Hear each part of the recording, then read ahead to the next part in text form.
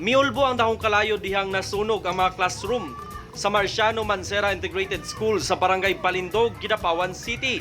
Kaganinang kadlawon, Setyembre 21, 2022, madungog sa video sa sunog ang syagit sa mga residente. Dihang adunay mibuto nga miulbo pa og samot ang kalayo. Dili pa matino sa Bureau of Fire Protection sa Kidapawan kung unsa ang hinungdan sa kalayo kay ilaha pa kining giimbestigahan pag-ayo. Nagpagawas dayon og announcement ang mga opisyal sa eskwelahan nga kasamtangang kansilado ang ilang klase. Samtang pasado alas 2 kagahapon sa hapon, nakuhaan sabog video sa cellphone. Kini usa ka balay nga miulbo og galit ang kalayo nga adunay pagangaso sa sitio Mahayahay, Barangay Balindog, Kidapawan City. Sumala ni Barangay Kagawad Erwin Nahilat, kalitsab nawala ang supply sa kuryente sa lugar sa diyang miulbo ang kalayo sa sunog nga balay. Subay sa investigasyon sa Bureau of Fire Kidapawan, usa ka dondon diskarten nga usa ka habal-habal driver ang tag-iya nga wala ni atong tungura dihang gilamoy sa kalayo ang iyang balay. Ginatino pa sa Bureau of Fire Protection kung unsa ang hinungdan sa kalayo. Marvin Revilla, Newsline Philippines, Province of North Cotabato. Stay safe.